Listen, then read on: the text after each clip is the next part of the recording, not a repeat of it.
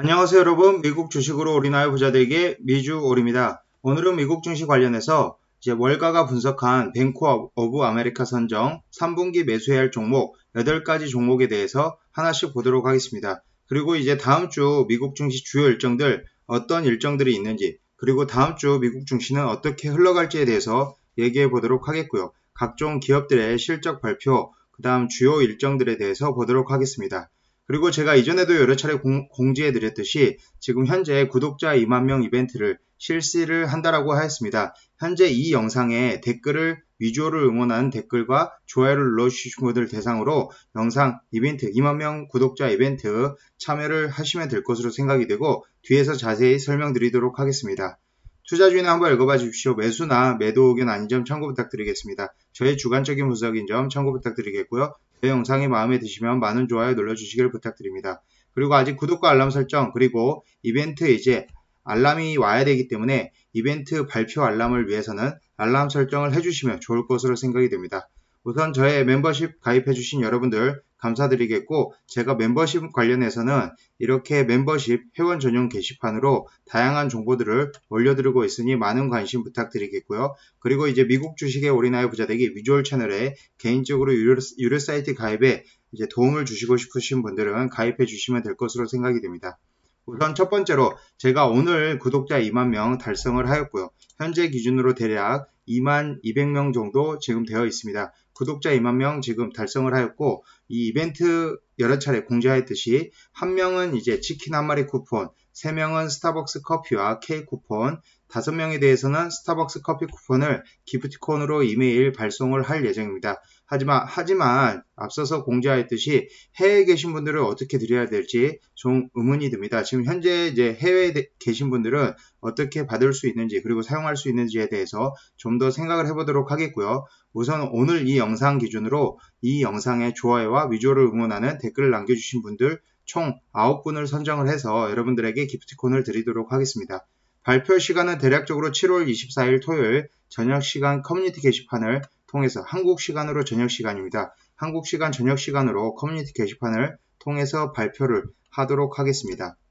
제가 커뮤니티 게시판에 글을 올려드리고 있으니 이렇게 종종 글을 지속적으로 올려드리고 있습니다. 그리고 협찬이 들어올 때마다 이 협찬에 대한 이제 영상을 올리고, 이 협찬에 대략적으로 나눔을 실천하기 위해서 두세 분 정도, 최소 협찬 금액에 어느 정도 적정 수준에 달하는 금액은 여러분들에게 이 기프티콘으로 돌려드리고 있으니, 이 협찬에 대한 이제 이벤트 참여도 여러분들이 해주시면 아무래도 이제 그냥 영상을 듣는다기보다는 그래도 어느 정도 같이 소통하는 시간이 되지 않을까라고 생각이 됩니다.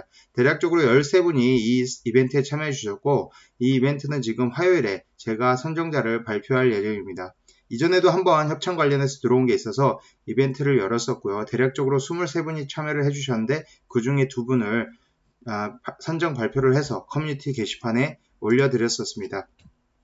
그리고 현재 뱅크 오브 아메리카 월가에서 선정한 8가지 종목, 이것을 보기 전에 하나씩 볼 텐데, 이것을 보기 전에 다음 주 주요 일정들에 대해서 먼저 하나씩 보도록 하겠습니다. 일단 뉴욕 증시는 기업의 실적과 국채금리 움직임을 주시하며 전주에는 약간 하락이 나왔고, 이번 주에도 지금 현재 델타 변이와 그 다음 이제 실적 발표 이후 뉴스의 파라라처럼 오히려 하락이 나올 수 있다라는 점을 생각을 하셔야 될 것으로 생각이 되고, 일단 실적 시즌에 첫 테이프를 끄는 은행들의 실적이 대부분 예상치를 웃돌았습니다. 하지만 오히려 하락세가 나왔다라고 보시면 되고, 현재 간단히 보시면 JP모건 같은 경우 5일 기준으로 대략적으로 1.58% 하락이 나왔고요. 지금 현재 뱅크 오브 아메리카 같은 경우 지금 5일 기준으로 4.7%, 그렇기 때문에 실적이 이제 좋게 나왔더라도 오히려 하락하는 흐름을 보여주었습니다. 그리고 일단은 하반기 경기 반등의 기대치가 낮아지고 2분기 실적이 오히려 고점이라고 생각을 지금 대부분 하고 있는 것으로 보입니다. 현재 이제 S&P 500 지수에 상장된 기업 중 지금까지 실적 발표한 기업의 85%가 2분기에 예상치를 웃도는 주당순이익 EPS를 발표를 했고요. 지금 현재 주로 은행주들이 발표를 먼저 시작을 했습니다. 이 은행주들 발표를 시작하였고, 지난 금요일에도 이제 지수가 하락이 나오면서 JP모건 등 은행주 관련해서는 많은 하락이 나왔다라고 보시면 되고요. 올해 2분기 기업들의 순이익 증가율은 전년 대비 69.3%, 를 기록할 것으로 예상되고 이는 2009년 4분기 이후 최고치입니다. 하지만 이제 현재 코로나 미국의 델타 변이 한 달 만에 3에서 51.7%가 이 델타 변이가 되었고 현재 1차, 2차 백신을 맞았더라도 이 델타 변이에 돌파 감염이 되는 사례들이 속속 나오고 있고 신규 확진자 수도 늘어나고 있습니다. 그렇기 때문에 아무래도 델타 변이 우려로 인해서 지금 하반기에 경기가 더 안 좋아질 것이다. 그리고 소비자 지수도 좀 더 인플레이션도 좀 더 나오고 테이퍼링도 좀 더 다가오기 때문에 아무래도 증시의 하방 압력은 강할 수 있다라고 지금 지속적으로 월가에서는 얘기를 하고 있습니다. 특히나 뱅크 오브 아메리카는 최근 경제 지표 근거를 7%에서 그러니까 미국의 성장치를 GDP 성장치를 7%에서 6.5%로 지금 하향을 했고요. 하지만 역시나 성장률은 이전 대비해서 높다라고 보시면 되고 현재 빠른 경제 재개가 2분기 높은 성장률과 실적을 가져왔지만 3분기 이후에 델타 변이 확산과 패드의 FOMC 회의, 테이퍼링에 대한 본격적으로 논의가 이루어질 7월 27일, 28일 이렇게 있기 때문에 아무래도 이 7월 27일, 28일에 본격적으로 논의가 될 것으로 예상이 되기 때문에 증시는 좀 조정 장세라든지 아니면 좀 눈치 보는 장세가 되지 않을까라고 생각이 됩니다.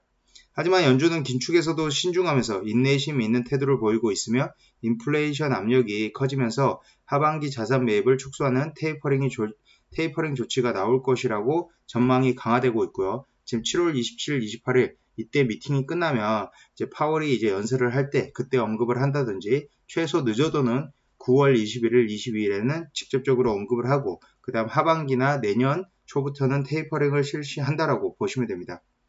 지금 특히 연준이 인플레이션을 우려해 정책을 너무 빨리 긴축할 경우 높은 인플레이션 속에 경기가 악화되는 스태그플레이션, 경기 불안과 물가 상승이 동시에 일어나는 상황으로 치닫을 수 있다고 지금 우려를 하고 있고 월가에서는 지금 그렇게 보고 있습니다.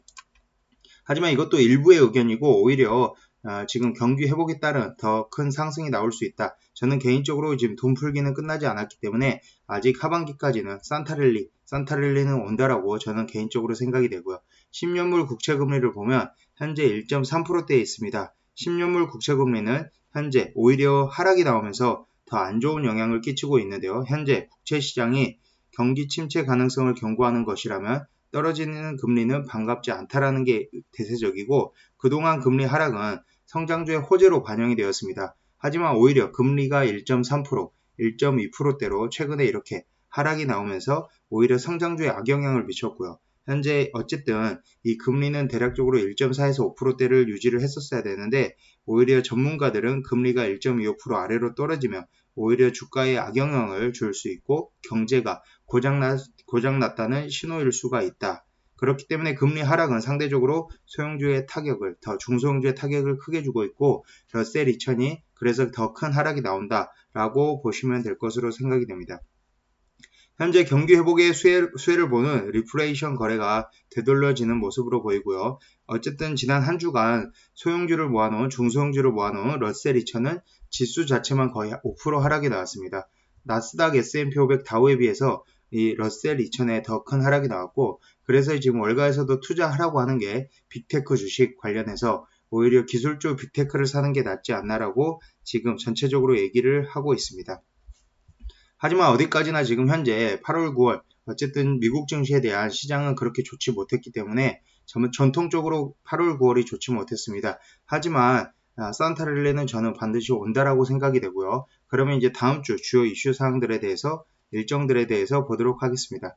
여러분들이 이제 주요 봐야 될 항목들은 이 빨간색으로 표시가 되어 있고 이 빨간색으로 표시된 부분이 주로 이제 주가에 영향을 미친다라고 보시면 되고요. 그 다음 이 해당하는 날에 어떤 기업들이 실적 발표를 하는지 같이 얘기를 해보도록 하겠습니다.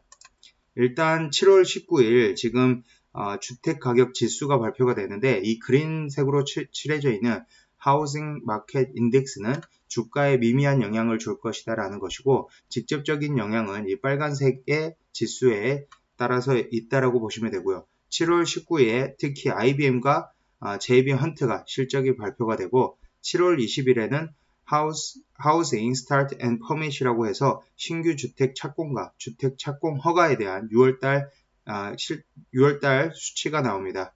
8시 30분 장 시작 전이고 그렇게 크게 주목할 만한 것은 아니고요. 일단 7월 20일에 넷플릭스, 유나이티드 항공, UBS 등의 실적이 발표가 됩니다. 특히나 이 넷플릭스 관련해서 제가 이제 FNGU 관련해서 여러분들에게 많이 얘기를 드리고 있고, 참고로 이 썸네일에서도 얘기를 지금 적어두었습니다. SLXL과 FNGU. 특히나 제 영상을 쭉 보신 분들은 아시겠지만 SLXL과 FNGU는 제가 RSI 기준으로 40, 30대부터 이제 커뮤니티 게시판에 계속적으로 올려드릴 텐데, 이 SLXL, FNGU 잘만 적절하게 이제 아직 없으신 분들은 잘만 매수를 하면 최소 30에서 50%는 쉽게 이득을 볼 수 있다라고 저는 개인적으로 생각을 하고 있고요. 그래서 현재 7월 20일 넷플릭스의 실적 발표가 중요한데, 넷플릭스가 이전 실적 발표에서는 주가가 거의 11%가량 떨어졌습니다. 그 이유는 이제 넷플릭스 주가가 떨어진 이유는 시장이 실망한 신규 구독자에 있습니다. 1분기 넷플릭스 전 세계 유료 구독 가구는 2억 8천만 명을 돌파를 했고요. 신규 구독자는 398만 명입니다.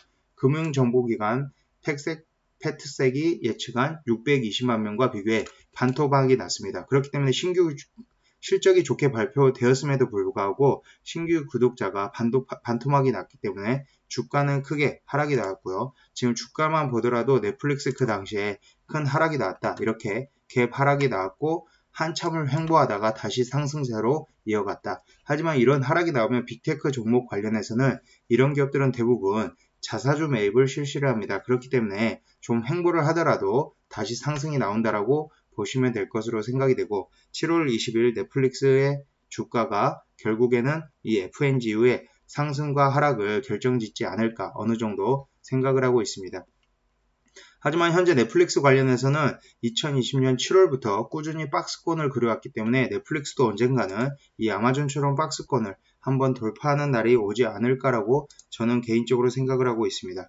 그리고 7월 21일 지금 이제 EIA 페트롤리움 스테이터스 레포트 발표가 되고, 대표적으로 기업 실적이 발표되는 회사로는 존슨 앤 존스, 코카콜라, 버라이즌, 텍사스 인스트루먼트, 이런 이제 반도체 기업들이 이제 실적이 발표가 되고, 이제 코카콜라도 발표가 된다라고 보시면 되고요. 22일에는 이제 주간 신규 실업 보험 청구자 수가 나옵니다. 이 잡리스 클레임을 주목을 해야 될 것으로 생각이 되는데, 이 21일 실적을 잠깐 보도록 하겠습니다.